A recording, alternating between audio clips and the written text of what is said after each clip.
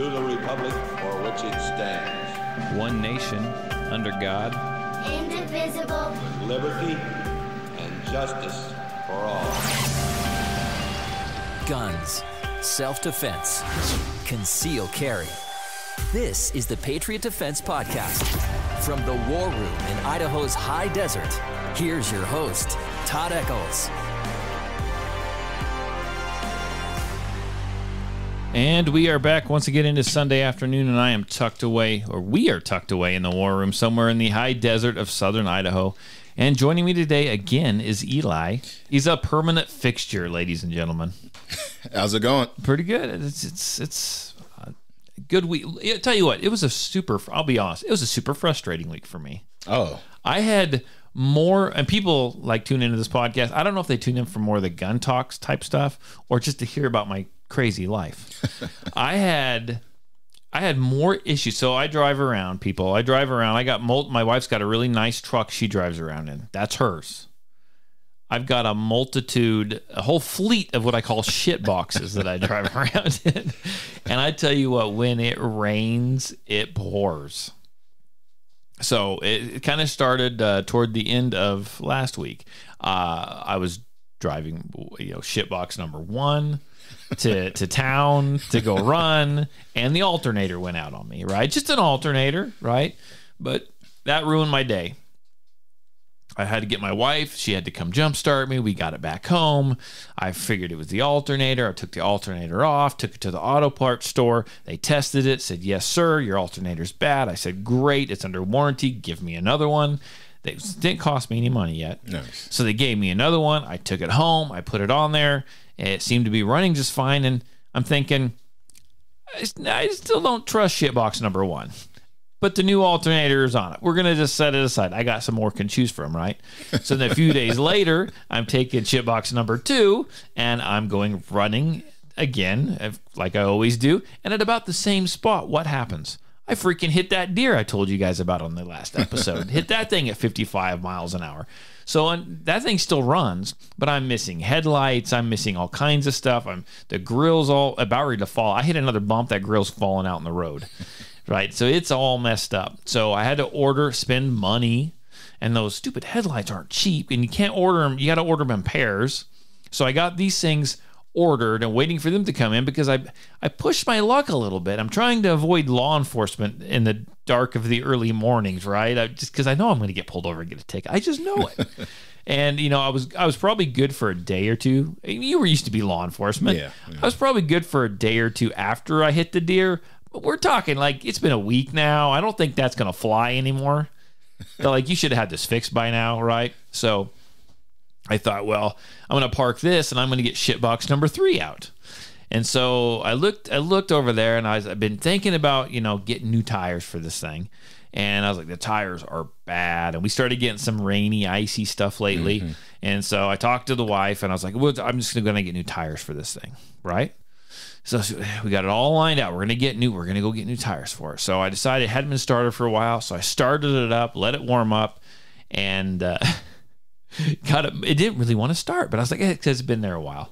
Finally, it cranked up, got it started, let it run for like 20 minutes, like in the driveway, like burning all that precious fuel, right? Thinking it just needs to charge the battery a little bit, shut it off, left, came home, and the next day I was like, I had the day off. I was going to take it to get tires. It wouldn't start. And I'm like, what in the heck? I'm like, I'm going to have to get a new battery for this thing now. And so I grabbed shitbox number 2, pulled it over to shitbox number 3, and this is what I call all my vehicles, right? And I thought, I'm going to jumpstart. It would not jumpstart even. Thing was just trashed. So I'm looking at it. It's cold outside. I'm freezing to death. And so I think I'll fire up shitbox number 4 and see if shitbox number 4 will jumpstart shitbox. What are we on? Shitbox number 3, because shitbox number 2 won't do that because I'm blaming the little side post batteries. I hate those things. Mm-hmm. Wouldn't work. Wouldn't do it. I'm like, are you kidding me? And then I got to like looking at the battery post and the clamps, and they're all corroded and they're all horrible. And I'm like, I grabbed and I pulled the freaking cable right out of the clamp. And that's probably my issue.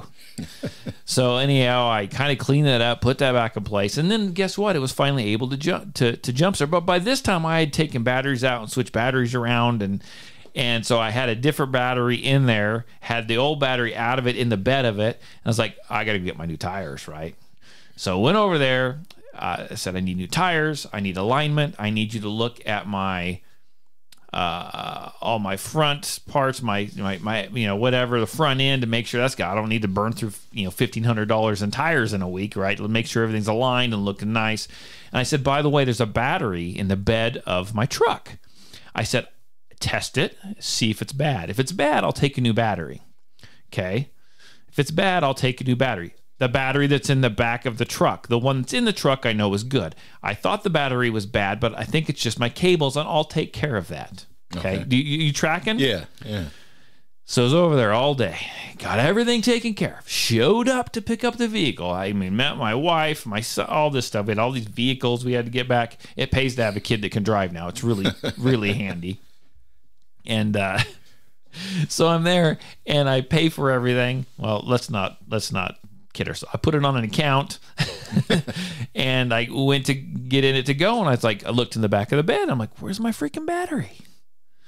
And so I went in, and I popped the hood before I went in and saw there's a new battery. I said, well, I had 2 batteries. I only got one. What's going on here? You're supposed to do this. Anyhow, I bought 2 batteries. Okay, we'll just leave it at that. But one was bad, and there was a mass confusion. I just said, screw it. I got all these shit boxes. I need the battery. I'll just buy 2 batteries. Okay. So I bought 2 batteries, and we are like good to go. Right. So then I go home, and I'm still having, but I had driven shitbox number 1 in just down the road a few miles into town, right? Not Twin, into town. And I went to get fuel, and I had to jump start it. This is the one that I changed the alternator out in, and I had to jump start it. And I'm like, what the heck is going on? So I spent all day troubleshooting that the next day. Ended up having to take that brand new alternator back in to get tested. That was a bad alternator. So I got another alternator that I put on that I've yet to drive shitbox number 1 to see if I had him test that alternator right out of the box, because I was not going to go home. It came back good. So now I haven't driven this to test it yet, right? So then pretty much all the shit boxes are running again, except for maybe that one. I'm not sure about it yet. It runs. I just don't know for how long. And so I drove shitbox number 3 to do my radio show on Friday. Freaking locked my keys in the truck. So I had to break into that. Thankfully, one of the employees at the radio station was able to, she just ran to the auto parts store and grabbed me a Slim Jim. And so I was able to get into, get my keys. So now I got 5 sets of keys made for that stupid thing now. But what a week. Yeah. Basically, your experience, that's basically what it's like working on a C5. So yeah, you're now fit to work on C5s. My gosh, I've spent just an enormous amount, but that's what you get, right? I spent a ton of money this week on vehicles, right? A ton of money. Then I still had to go Christmas shopping. Ooh. Oh, birthday shopping for my wife. I still have to go Christmas shopping for her. Okay, and so I've spent all this money, and I'm just like. Some days I just feel like I should have a brand new truck, and I wouldn't have to worry about it. But yet I'll be making like a $600 payment every month. I'm okay with the $1,800 I spent this week. You know what I'm saying? Yeah, that'll get you by for probably 3 months. Yeah. So I just one of those things. Sometimes it's just pity party for me. Oh, if I had to drive these pieces of crap around all over town, they don't run right. They don't do this. They don't do that. Man, that brand new truck on the lot, that thing's looking beautiful. Yeah. It's looking like that's a good idea. I should probably go get one. And then I realized that truck is priced at like $80,000. Yeah. Plus, if something goes wrong on that, like they got like the chips and stuff, like chip, it's going to be like, that'll be like $1,500 to replace that. And so your windshield wipers can work. Well, at least with the ones you got. At least you don't have false expectations. Yeah. Well, I know the windshield wipers of mine don't work. I know that. I know that if I go take it running and I get crap all over the road, I got to have an extra bottle of water that I can spray on the windows and get home. So I don't know. Not that everyone wanted to hear that, but that was my exciting. I didn't get a whole lot of anything done except for that. And it was freaking cold out this week. Yeah, it was. It was. Yeah, I should have called you and said, come over and help me, dude. I don't know. Yeah, I'm right down the street. Oh my gosh, what? I almost called you for a ride home from the tire store. Oh, really? But the tire store was able to, so I'm spending a lot of money here. You guys need to give me a ride home. Because I'm not sitting here all day. not gonna do it. Not at all. So have you got your Christmas shopping all taken care of or anything? You ready for you know, we got it's like 20 days away. I know. No, I like to game plan it in my head of what I'm going to get and kind of wait till last minute from there. Well, you're like a typical male, right? Yeah. Typical guy. That's and I said I haven't got Christmas done yet, but I have got my wife's birthday done, which is on the 12th. So I'm like a week away. Okay. So I had to get that figured out. I was actually just discussing with my wife. She usually, I'm like the typical dad, husband. The wife does all the gift buying, right? And I'm as surprised as the kids when they open their gifts. Unless I want to, buy them something kind of cool, right? And we're my boys. I got a 9-year-old and I got a 17-year-old. And my 17-year-old already has a couple of these, but it's like my 9-year-old's ready. He's ready for probably, and maybe I'm a little late, but he's ready for his first pocket knife. Oh, nice. Right? And so when they're young like that, I don't ever get them like super quality stuff. And so it's time for him to get something, right? Something he can use at the house, obviously not take to freaking school, or that's going to be an article in the paper. And my oldest son, is he's due for something quality, right? It's going to be around a while. And I look at the knife that I always take deer hunting, and it's like I've had that knife since I was probably 17 years old. Wow. And you can tell when you look at it, it's been sharpened so much. The blade was about this wide. Now it's like that wide, right? I mean, it's cut open every animal I've shot. I used to wear it on my belt all the time. It was kind of before the clips on the knives. Uh-huh. So we had like a little like leather holster that we put it in and pack it around in. And anyhow, it's time for my oldest son to get something good. So I think I'm going to go knife shopping. Okay. Yeah, so that's it's kind of fun. So it's kind of a dad gift, Yeah. And so I got to do that, and then my wife, I think I'm just gonna give her cash. I don't know what to do. I don't even know. That's just horrible, isn't it? To make it more special, you should put your face on it and print it out like Monopoly money. Maybe I'll just give her Monopoly money. Yeah. It's honestly, it's not, you're like, where's the thought in that? She'll freaking love it. She'll love it. I think, and I thought about being a jerk and doing it all in fives or ones. Not ones. Singles. We'll do some singles. Oh, have fun with the friends. Have fun with your friends.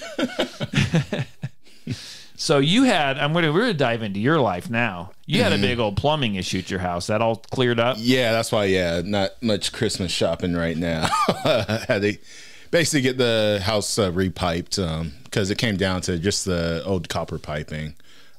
Did some patch jobs thinking, all right, hopefully this solves it. It didn't work. Yeah, nope. And then, hopefully this solves it. Then, nope, didn't work. So just went ahead, had to get it repiped. So craziness. It hasn't caused any problems so far. So hopefully that was it. And I was thinking earlier today, it's really hard we'll get to the guns eventually, guys. Okay, but we're gonna delve down some different paths here because I was just doing a lot of thinking today. Sometimes I get Christmas spirit, sometimes I don't, and honestly this year. I don't know. It's just me probably, but everything seems to be costing money all of a sudden. And it's more money than usual. It's because of the economy and the state that our country's in and everything. It's just, I'm not in a bad mood necessarily, but I am not feeling Christmassy. Yeah, no. I am not feeling Christmassy. And, I don't know, maybe I've crossed the threshold now. I still have some kids, but I got grandkids. And maybe when I see them with their, secret, maybe that'll help. But yeah, I'm not feeling Christmassy. I think if we would get rid of this cold weather, this cold, dry weather, and even this icy bull crap that we had today, and it were to actually like snow closer, maybe that would help. Yeah. But I'm like, I'm no Christmas music yet. I'm nothing. We have a little tree, dude, just literally like this tall. And my kid I feel bad because my 9-year-old, he decorated it, and he built some little like advent calendar that he's doing, and they're in there watching Christmas, and I'm just like, ugh. Especially for me, I think the more I enjoy Thanksgiving as I've grown older, like the less I enjoy Christmas. So commercialized. Yeah, Thanksgiving feels like the pure version of Christmas. It's like, come over, have some food, hang out, like, don't worry about much else. Right. And now Christmas is like this, it's overshadowed by like, oh, buying something, doing this. Well, I want I don't even want to say this, because as soon as Christmas is over, I want spring. But I want some snow. I want some dreary, snowy weather that makes it feel like and honestly, because I don't have to leave my house. I'm lucky like that, but I live on a shoestring budget. Just let everyone know that. I just don't want to feel like I have to go anywhere. Yeah, yeah. And I want a reason. Does that make sense? Mm-hmm. I want a reason. I'd still go run, but I want a reason. I don't do anything, but I want a reason just to say, you know what? Snow day. I'm not doing anything today. I want to go out and shovel snow. And does that sound weird? With no place to go, just shovel it. Shovel it. I want to fire up I got this. You haven't seen it yet. I got this. Have you seen my massive snow blower? No. When you were out here shooting with the church group, you didn't see it in that building. It's huge. Okay, yeah, I have seen it. Bought it yesterday or last year. I want to use it. You haven't used it yet? Last year I did a little bit, but I was too late, and the snow was too frozen and deep, and it just doesn't work. I tell you what, you want to work out, you come run that thing. Oh, really? It's self-propelled, but it is a workout. So what I do is when I get snow in the range, I'll actually take it on the range, and I'm blowing snow. It'll blow it a long ways. Really? You can like aim it. And so I'm blowing snow and gravel and spent brass like a freaking machine gun. Just blowing stuff everywhere. Now, if you got really good, do you think you can make a snowman while operating it? I don't know if I could do that, but if I point the thing the wrong direction and I pick up a rock, I know I can shatter some Tahoe windows. Ask me how I know. That was last year's excitement. That explains. Yeah, you haven't used this. I got all my shit boxes lined up there, and I'm like, here, ping, ping, ping, and I look over there, and some little rocks are landing on the hood. It's like, I don't freaking care, whatever. Some little rocks. What do I care? It's rusty anyway. And then a little while later, my son goes to fire one up because he was driving shitbox number 2 for a while. And he gets in there, Dad, it's missing a window. I'm like, oops. What'd you do, son? Yeah, that's right. I told you not to. Oh, man. Okay, all right, let's get to some gun talk. How's that sound? Sounds good. Let me ask you one question. We're going to get to guns here. So it is Christmas, and I know I've got a firearm that I would like to actually purchase, but I think I'm going to give it up because I'm going to get my wife a nice, healthy Christmas gift. So I'm going to put my gift off, I think. But if you were going to go buy one pistol right now, one handgun, money wasn't an option, you just wanted a good carry gun, or is there some gun what would you go buy? Like, let's say you had $1,000 budget. It would be a Glock 17. Still. Would it be a Glock 17? Yeah. Because that's what you trained on and all that? Yeah, exactly. Memory's sake. And maybe, I just, put some special stuff, some laser point and all that. I was going to say, you kind of let me down with that answer. Is there nothing else you want? It's what I know. Yeah. You know what? Just step outside your box a little bit. Step outside. You ever seen something you're like, man, I freaking want that? A Desert Eagle. Okay. Yeah. Desert Eagle. That'd be something I'd just like mount in the living room or something. What, you wouldn't shoot it? I'd shoot it, but yeah, overall. Have you ever shot one? No. Would you like to? Yeah, sure. I know a guy. Yeah. He's not here today, but I know a guy, and he's listening. And I bet if we cover a few rounds in ammo, which I don't think he'd mind, I bet you could shoot it. Okay, yeah. Okay. Yeah. Since and he's listening right now, the Cajun Cowboy. I am volunteering your weapon because I want to shoot it again too. We'll pay you for the ammo. Have you ever seen that movie Snatch? Don't think I have. Okay, yeah. And that movie Desert Eagle comes up. That's kind of where the inspiration we came call from. we call it the Deagle. The Deagle? We call it the Deagle. Yes, that's what we call it. And there's actually an episode of this podcast, which it's a podcast, so it's just audio only. I don't think we were doing YouTube then or not, if that one was on video or not. But I actually appendix carried the Desert Eagle, and I was showing them how well appendix carry worked. And I actually, while I was appendix carrying this gun, it was in my waistband. I did some burpees. I think I performed 2 burpees. Wow. Yeah. It's inside the waistband, like a holster? Or I think I was just carrying it. I think it was unloaded. It was unloaded, folks. Okay. I didn't have a specific holster. I just she was showing them how it could be done. So it was unloaded. It was cleared, and it was in the appendix position. And I did a burpee right over there. Wow. that was when the show was fun. So we'll see what we can do. I bet you we can get your hands on that. If not this winter, I bet you we can get it done next.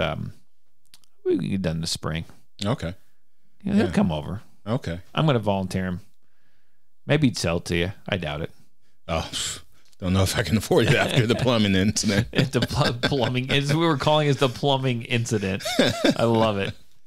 That's what would be called the incident after I told my wife about the plumbing. It'd be the incident.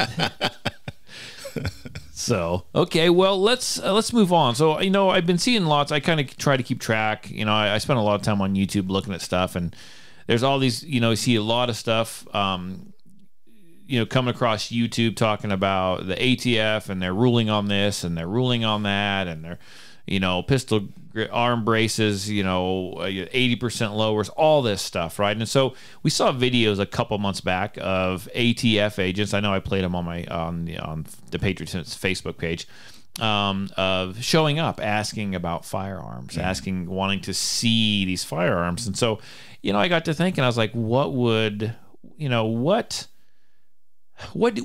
should you do, right? We've also seen videos of when ATF agents show up, and like the homeowner says, "I don't know who you are," and actually calls the sheriff's department and that's a freaking awesome videos. Those are awesome videos. So here's the question: is what should you do if ATF comes knocking at your door? What should you do? And do you have to show them your guns?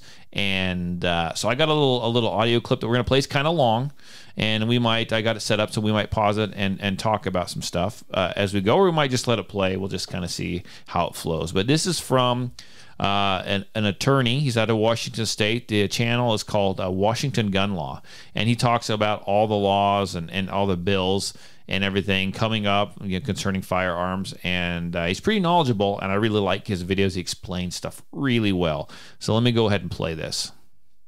Okay, so the issue we are talking about today is kind of twofold. Number one, can the ATF just show up to inspect your firearms? And of course, the secondary question is, would they? And I think that there is some big misconceptions about what ATF has the legal authority to do and what they don't have the legal authority to do. And in many ways, the authority for ATF to inspect any of your firearms is going to have to be authority that you yourself give them, okay? In order to truly understand this topic, though, we're going to have to break our firearms down into 2 categories, okay? We're going to have our NFA firearms, our short barrel shotgun, short barrel rifles, automatic weapons, suppressors, other destructive devices, things such as that, or as I call it, the apex predator of the firearm world. And then we'll have all of our other firearms, the ones that all of us own, which is your shotguns, your rifles, your semi-automatic rifles, your handguns, pistols, and so forth. These are non-NFA regulated items. So let's go ahead and start with that latter category, okay? That is our non-NFA regulated firearms, our plain old handguns, pistols, shotguns, rifles, and so forth. Does ATF have legal authority to show up and demand inspection of your firearms when they're in that category of firearms? The answer is no, they do not. They do not have any authority to demand the inspection of any non-NFA regulated firearm. So if you get a knock on the door and ATF says, hey, we want to take a look at your AR pistol, we want to take a look at your AR rifle, we want to take a look at your handguns, do you have any legal obligation to show them those firearms? No, you do not. Now, we've seen this video kicking around here on the internet. In fact, I did a video on it myself about ATF showing up on the form that they use when a person purchases more than one handgun at a time. And can ATF show up and ask questions? Yeah, ATF can show up at any time for any reason and and see if you're willing to engage in a voluntary discussion, which is exactly what occurred on this video right here. But does ATF have legal authority to demand an inspection of any of your non-NFA regulated firearms? No, they do not. Now, let's talk about the NFA regulated firearms, because I think there is a big misconception about this. Every time I'm on one of these chat boards geeking out on topics about NFA related items, what we'll see is people say, hey, listen, I'm not even going to get involved in the NFA stuff because I'm not willing to waive my Fourth Amendment rights. There are many people out there that believe that if you own NFA items, the ATF, the Department of Justice, the federal government, has the authority to inspect those items anytime they wish. Do they? The answer to that question is no, they do not. There is nothing on your Form 1 if you manufactured your NFA item. There is nothing on your Form 4. There is nothing in your tax stamp that voluntarily waives your Fourth Amendment right to be free from unreasonable government searches and seizures. There are many people who believe if you own an SBR, if you own a suppressor, that ATF can just show up anytime they want, willy-nilly, and ask to inspect that item. They may do that. I am not claiming that ATF might not do that. Do they have the legal authority that would require you to show them that item? No, they do not. Now, I know what a lot of you are saying. I thought if I own an NFA item, that means they can do annual inspections on it. No, that is not you, the private owner of an NFA item. It is FFLs. Licensed FFLs that are subject to annual random inspections during normal business hours. That's the dealer. Once a year. Now, whether it happens once a year or not, that remains to be seen. You'd have to contact and talk to individual FFLs. But yes, the ATF has the authority to do one random inspection per year for every FFL, but they do not have the legal authority to conduct a random inspection of your firearms, whether they're NFA items or non-NFA items. So the bottom line is this, is that if you are getting a visit from ATF agents and they want to inspect your firearm, whether it is an NFA item or a non-NFA item, whether it is a serialized firearm or an unserialized firearm, if they don't have a search warrant, then they're going to need an exception to that warrant requirement. And the most common exception that we get to the warrant requirement is consent. They're going to ask for your consent. Do you mind if we come in? Do you mind if we take a look at it? You mind if we take a look around? Hey, would you mind if you grab that and brought it out here real quick so we can take a look at it? That is a request for a consent search. So if they show up and they want to ask you to inspect some of your firearms, it means that they are looking for an exception to the warrant requirement. They don't have a warrant. Now, here are the exceptions to the warrant requirement. Consent, which we're going to talk about in a moment. Number two, if there's probable cause to believe that a crime is being committed and there are exigent circumstances such that a life is in danger or that items are about to be destroyed and unrecoverable, then there is potentially under exigent circumstances an exception to the warrant requirement. They could be items that you have abandoned, or they could be items that are in plain sight. But beyond that, if they want to conduct a search in the absence of a search warrant, that is a judge signing off saying, yes, you have proven that there is probable cause and I hereby allow you legal permission to go search and seize those items, okay, they need your consent. So it's a good segue for what do we do if ATF shows up and asks, hey, can we take a look at a couple of your firearms? Well, listen, if they're asking you to take a look at a couple of your firearms, it means they don't have any legal authority to do it, and they will not have any legal authority unless, of course, you give it to them through your consent. Politely decline, politely forward them the name of your attorney, and politely end the conversation there. There is absolutely nothing good that could come from a voluntary conversation with an ATF agent who has shown up to your property specifically to look at a particular firearm. There is nothing good that can come of that. They are not there for useful purposes. They are there to investigate a crime, or they are there under the suspicion of a crime. And your voluntary participation in that investigation without the advice of counsel will do you no good. So the bottom line is, can the ATF just show up and inspect your firearms? Well, the answer is they can show up and ask to do it, but they are never going to show up with legal authority to do it unless, of course, they show up with a search warrant, at which time the game is over. Stand aside. They will execute that warrant. So there you go. So, you know, they're not, I love how he ends that, right? They are not there for any type of good reason. They're not there to say hi. They're not there to have a beer with you and pet your dog. In fact, they'll probably shoot your dog. That's kind of what they do. But it's very interesting because, you know, I think the average person, you know, this is good for the average gun owner, the average person to know. You need to know your rights, right? And I think that the reason why they show up is because I think there's a lot of people that you probably don't even hear about. They show up, they ask to see their guns, and they're just trained to think, this is an ATF agent, this is a government official, this is law, whatever. I have to show them this. They're asking this. I don't have anything to hide. Here, take a look at it.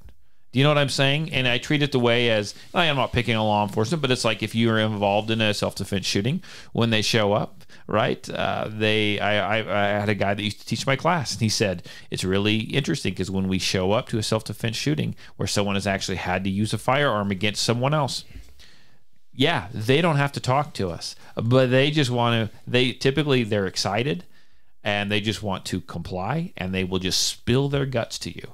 And I think the ATF, you know, they're counting on that as well. Here I am. I'm here with 2 or 3 agents. We're with the ATF. They might have a piece of paper that's not a warrant. They might have a piece of paper that has your name on it and the guns they want to look at. They don't tell you it's a warrant, but they don't tell you that it's not a warrant. Do you know? They just have paperwork. They're going to ask, and you're going to comply. I think most people would just comply. I mean, what are your thoughts on that?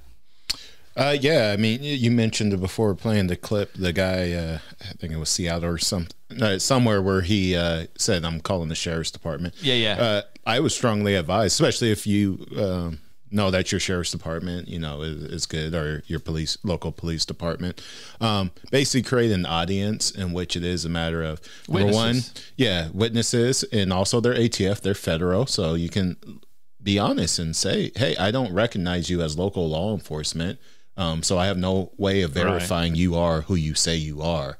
I've never seen the ATF badge before. I cannot verify. Right. So number one, I'm going to call local law enforcement here to verify who you are. Right. You know, don't give them the benefit of the doubt. Number two, I'm going to call my legal counsel.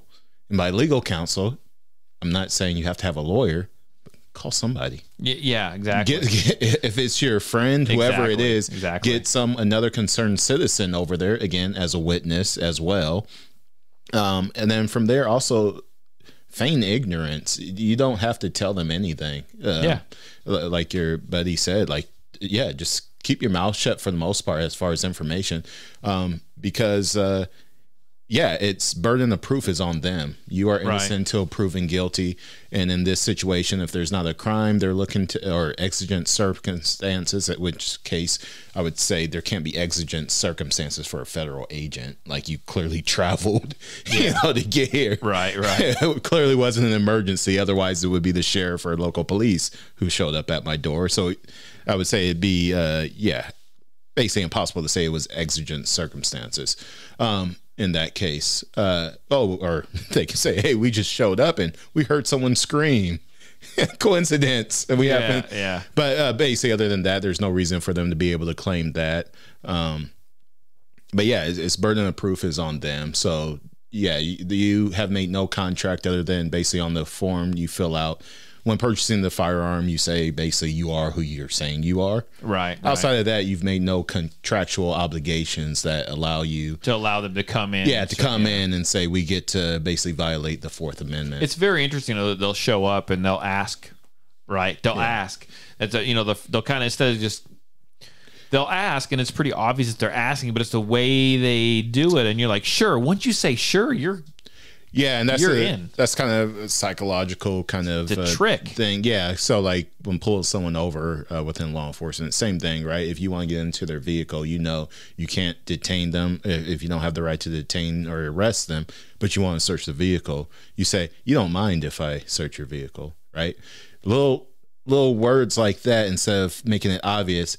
Can I search your vehicle, right? Most people, that would ring a bell of like, oh, this person's asking for permission, and I can say no, right? But when you say you don't mind, basically it creates this delayed effect in which you're trying to figure out what they just asked. Yeah, exactly. And then also it's more instinctual for people to be kind in that way. You don't mind. Right. So it's almost like a polite request instead of like clearly I'm asking for permission. So let me ask you this. So how clear cut is that? If they, well, you wouldn't mind if I searched your vehicle, it creates that delayed effect.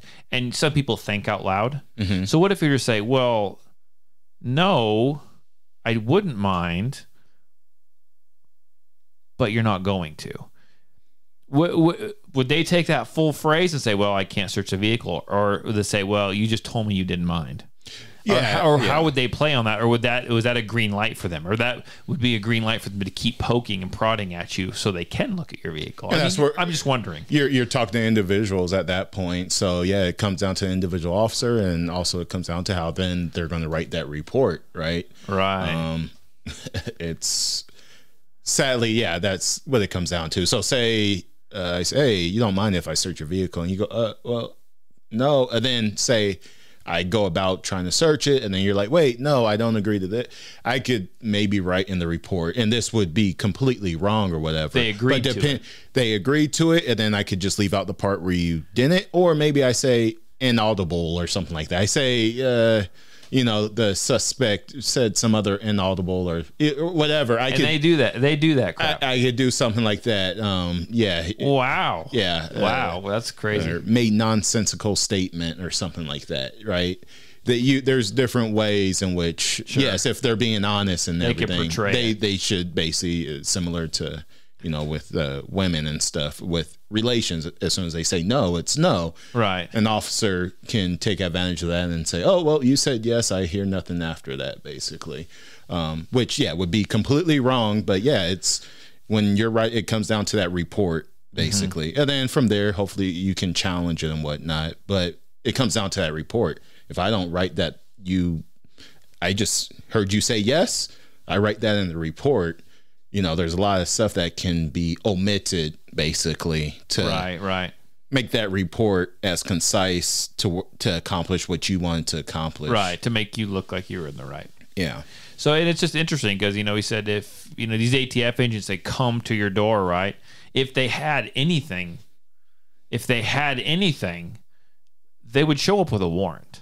Yeah. Yeah. And the other trick they can do within law enforcement, too, would be even wait till you're not home, and they can know, hey, your 17-year-old son, your 9-year-old son is likely to answer the door. Can someone who's not an adult consent to something like that? Technically, no, but at the same time, again, how they word it, they can say basically, how am I to know that your son looked like an adult who lived in the premises? We asked if we could come in. He said yes. Whoa. Really? Right? Yeah. It doesn't say you have to check for ID to see if that person who's letting you in the house. So let's talk about premises. Uh-huh. And I'm not trying to commit war with the ATF by any means, but it's like if you called the sheriff's department and said, I don't know who you are, I'm calling the sheriff's department to verify. Can you tell them? And by the way, I want you off my property. Mm-hmm. Why we wait for this? So you need to go and get in your car that's parked on the road. You need to go stand on the other side of that fence and wait for the sheriff. Can you do that? Yeah, can you get them off your property? Yes, by law, but as we've seen, they could push the envelope, same with IRS and whatnot. But yes, technically, basically, depending, and in most places it's the same, but basically it's about where your what do you call that? Your plot is or whatever. Sure. And then how your county property line. Yeah. Yeah. Your city defines that, right? Whether it's a sidewalk or if you have, acreage, where does your property begin? Sure. But basically, if it's your property, then yes, you can say you are now on my property. And if you don't have a warrant, you need to cease from being on my property. Right. And I think that, the way the world's going, the way the ATF's going, the way that the gun grabbers want our firearms, that we really, gun owners especially, or just people in general, they really need to understand their rights. They really need to know what they can and can't do, right? I mean, they have to, or you're just going to get your rights just walked all over, and they're going to say, well, he consented to it. Yeah, which is again an issue with the ignorance of the public. It is somewhat purposeful because it is. Where does that, like, going through an academy and stuff like that? It's based on fear. We're given the the law books and whatnot, but the average citizen, where do they have access? Yeah, there's online and whatnot, but really at any point in our lives, especially through schooling, when is it like, here is the law books, in where do the citizens ever get the same education as a law enforcement? Here's what we go off of. And you don't get that. Yeah, you don't. And so it's operated on ignorance. So, like, for example, if I remember correctly, right, you were speaking to your premises, right, your property. I believe the law was, say I'm staking out, say, a house, I think it's doing drugs or something like that, right? I could be across the street or whatever, basically off their property, and use binoculars into an open window, and I could use that as plain view. Whereas if the window's closed or something, the drapes are closed, then I can't go open. But things like that, right, which are, I could be across the street, though, so you tell me to get off your property. I use binoculars or whatever, to get... Yeah, the intel that you need. Yeah, right. So there's different things along that, or to see exigent circumstances in plain view. Because you know what, if I called you up because my neighbor was staring at my house into my window with a pair of binoculars, I'd get him as a peeping Tom. I mean, do you know what I'm saying? Yeah. But it's okay. Yeah, and then that can be used exigent circumstances, right? Across the street with binoculars, I thought I saw someone get punched in the face in that house. Thought I saw a bird. Yeah. This is freaking police state. I thought I saw smoke, and so there must be fire. So I ran into the house, and happened upon. You ran into my house. There's about to be smoke. I ran in to save somebody. It was exigent circumstance. I swore I heard a scream. Freaking crazy world we live in, and your insight is always just freaking fantastic as usual. Like, get more comments on people. They're like, we like Eli. Well, because you have a different set of eyes, right? Because you were law enforcement, and you have different takes on them, and you're very great on the podcast. You're very well spoken, so I appreciate all the help. Oh, sweet! It never got rid of it. I'm going to the Twitter for this one. Oh, okay. So everyone, be careful. Yeah. I've actually got that Twitter account now. And 3 posts, and I don't think anyone's retweeted me yet, but it's okay. So the big Uvalde school shooting a while back, and we no one can forget that one, right? So there's a big lawsuit. You said you did some reading up on it, but I know part of the lawsuit is they're going after what? They're going after Daniel Defense because they were the manufacturers of the rifles that shooter had. And I just don't have a lot to say about it, but Daniel Defense actually put out a statement. The CEO did, Marty Daniel. In case you hadn't seen it, I thought I'd just go ahead and read it to you, okay? My eyes are old, people. Just know that. Maybe I'd turn this sideways. Maybe that'll help. Oh, wow. I have to do that. So I went in, my eyes are getting old, man. I tell you, I wanted to get a new cell phone the other day because I'm like way over, right? It's a write-off. I need a new one anyhow. They start to slow down after a while. Once you get a new one. So I went in and got one, and the lady's like, do you want this one? I said, give me the big one for the big words. Sir, that's a tablet. That's a 72-inch. Dang it. It works for me. That's probably why I like iPhone so much, because if I have an iPad, it can double as like the phone. Oh, okay. It'd be freaking great. Okay, now this is from Daniel Defense. It says, as loyal customers and friends, you may be aware that this week gun grabber Michael Bloomberg and every town for gun safety has brought a frivolous lawsuit against Daniel Defense, blaming us, not the shooter, for the Uvalde tragedy. So they're once again, they're blaming the firearm. They're blaming the manufacturer of the firearm, not the person who actually freaking pulled the trigger. Okay. This lawsuit is yet another in a growing line of blatant and legally unfounded attempts to bankrupt the firearms industry. We reject and will vigorously defend against these politically motivated attempts to blame Daniel Defense for the criminal actions of others, as well as to undermine your means of self-defense secured by the Second Amendment. The erosion of public trust and personal responsibility in our nation has only served to embolden criminals and instigate crime waves across the country. Michael Bloomberg is the same person who wanted to blame obesity on soda cup size. Now he wants to shift blame from the shooter to the firearm manufacturing industry. However, the political tide is turning due to surging numbers of first-time gun buyers who appear to recognize that their personal safety is their personal responsibility.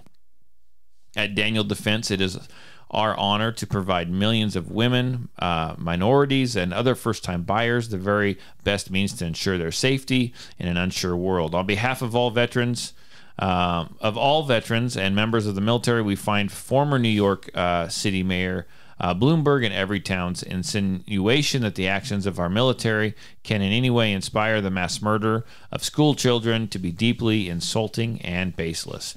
To imply that images portraying the heroic work of our soldiers risking their lives in combat inspires young men back home to shoot children is inexcusable. Now let me figure out. Hang on a minute. I gotta switch the phone around. Got to make it so I can't read it again. And we're on to the second page. From its inception, Daniel Defense has been committed to promoting responsible firearms ownership and has built its reputation on its unwavering support for the Second Amendment and the law-abiding citizens who protect their homes, connect with their children, and put food on the table with our products.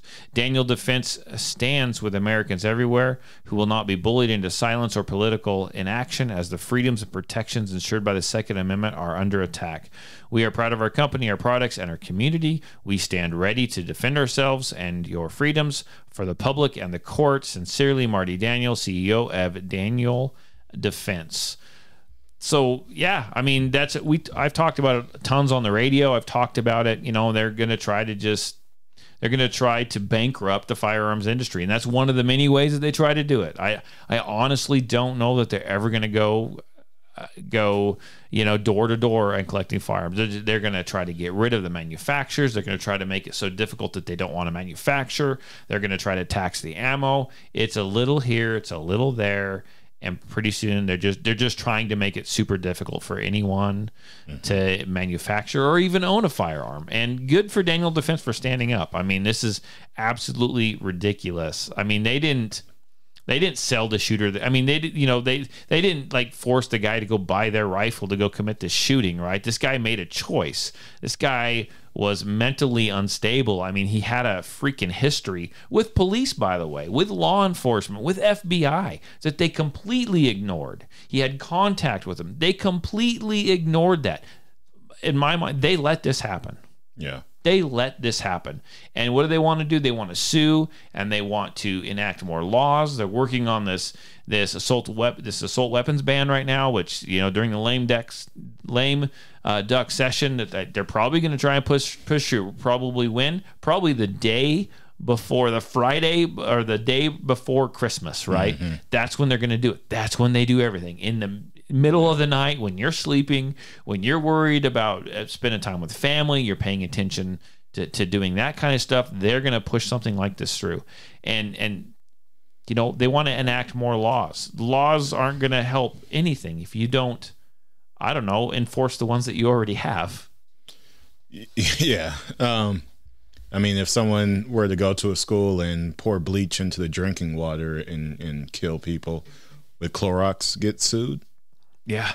Yeah. I mean, the direct connection is so loose. I mean, the precedent that has been set already and that kind of thing sets is just so it's chaos at that point. Yeah. Like I said, if someone walks in with some Clorox bleach, and which people can do, you go pour that in some water and kill people, right? Yeah. That'd be like, now I have my problems with Clorox as a company, but nonetheless, the precedent of basically a third party being responsible, by that means, I mean, that means if someone borrows your car, and robs a bank, then you can be sued for having a car. It just doesn't make any sense. As silly as all these examples sound, honestly, because they do. I hear them over and over, and I'm like, this sounds freaking ridiculous.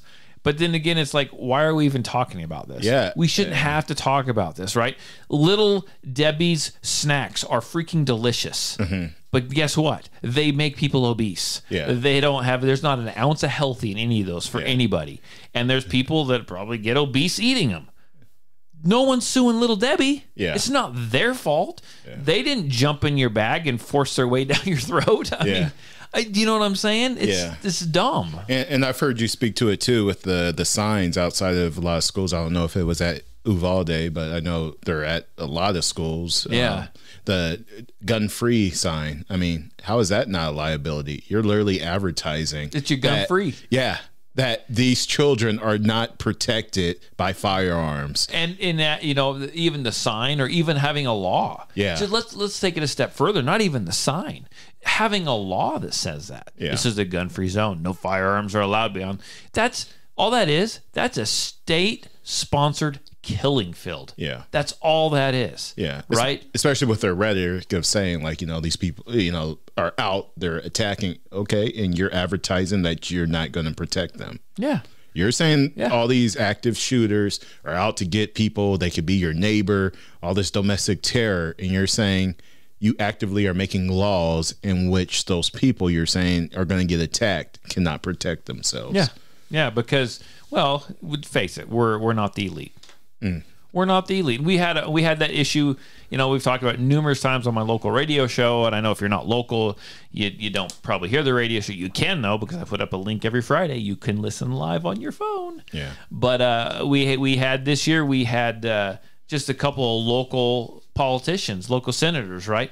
We wanted to try to get carry in schools, as far as even for like teachers or something, right? And they made a law at the State House. They had their session. They made a law that they decided, and they actually said this: no, we're not going to allow that. Those signs in front of the schools that say you cannot carry a firearm on these premises, that's enough to stop a shooter. That's enough to stop a shooter. If that's enough to stop a shooter, then you put that at the courthouse. You made those laws determining whether or not our children live or die while you were surrounded by armed security, but you won't do that for our schools. And then, the contradictions and hypocrisy, too. Like, two examples. You had elitism. Gavin Newsom in California, who was attacked by a transient homeless person with a water bottle. And then you had King Charles. I think someone threw eggs at him a couple weeks ago. Prince Charles, King Charles, I guess. Yeah, whatever. Whatever he is now. I can't keep track of that crap. But in both situations, right? Who were the suspects detained and eventually arrested by? With violence, by people with guns. Yeah. It's here's the thing: throwing an egg in a water bottle gets you people with guns physically restraining you, but we simple people cannot have guns. We can't have guns. We can't be trusted with. But if I throw water at one of the elite, you're done for. Yeah, I deserve people with guns to come and finish me. Because even the average people that don't want firearms, right? Because they're out there, they don't always have to be the elitist, right? There's people that I know that aren't all about firearms, but if something happens at their house at 2:00 in the morning, guess what they do? They call people with firearms. Yeah. Here's the thing: they can't stomach, and you don't have to like firearm. You don't have to, but don't come after my right to be able to defend myself and protect myself just because you want to subcontract out your violence. Yeah, and I'm willing to take it on myself because I'm a cheap son of a gun, right? Yeah. No, I'm willing to take it on myself, and you want to subcontract out yours. It's fine. Yeah. If you want to hire someone to build your house, go for it. Guess what? I might want to build my own, and I'm going to do that. Yeah. Don't take away my right to do that. Yeah, you know, I'm a vegetarian because I hire someone to actually spoon feed me my beef. There you go. There you go. That's the same logic. Yeah. Because I don't pick up the fork myself. I'm technically I'm not doing it. I'm a vegetarian. My chef and the guy I pay to shovel the food in my mouth, on the other hand, you know, they're going to hell. Yeah. Don't you dare eat a steak in front of me, though. That's right. I hate firearms, but when there's something wrong, I'm going to call somebody with the gun. Yeah. That's crazy how it worked out. But well, once again, man, fantastic show. I appreciate you stepping in. You know I'm going to call you again next weekend, right? Yeah, I'll be right there. Sweet. Well, you got family coming into town, so. Oh yeah, I'll still be good though. Okay, because if you're not, just let me. You might want to get away though. Yeah. Oh well, no, it's my mom, so okay. I won't say that. Well, bring her over. She can be on the podcast. Yeah. See, that'd be sweet. Yeah, I'll check it out with her. I like it. We got Mama Eli. I like it. Okay, so thank you for listening to the podcast. I do appreciate the support throughout the year. I was actually going to count the other day, and I know we're like, I didn't even know how many episodes we've done because I quit counting. Well, early on I quit counting because I just kept forgetting.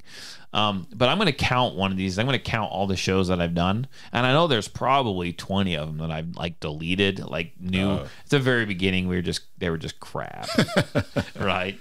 And so I'm going to count one of these. I'm going to have a show count. But I know that there's been some people that have listened from the very beginning. And I actually know that there's some people that came in the middle of it, and they've like gone back and like caught up.